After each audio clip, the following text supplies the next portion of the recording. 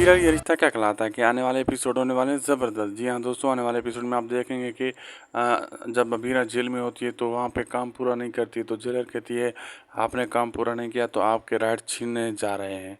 तो अबीरा कहती है ऐसा ना करो, मैं अगर राइट छीनोगे तो मैं अरमान से नहीं मिल पाऊँगी। वो कहती है कुछ दिनों के लिए हम ये छीन रहे हैं आपसे। तो अबीरा को कुछ ऐसा लगता है कि कुछ बुरा होने वाला है। इतनी देर में दूसरी तरफ दिखाया जाता है मैरा वहाँ से निकलती है अबीरा से मिलने के लिए। रास्ते में किसी अंकल से पूछती है कि जेल कहाँ है।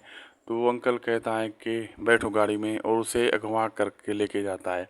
उधर अबीरा को अंदाज़ा लग जाता है, कहता है ऐसा लग रहा है कि कोई भगवान मुझे मैसेज दे रहा है, कुछ बुरा होने वाला है।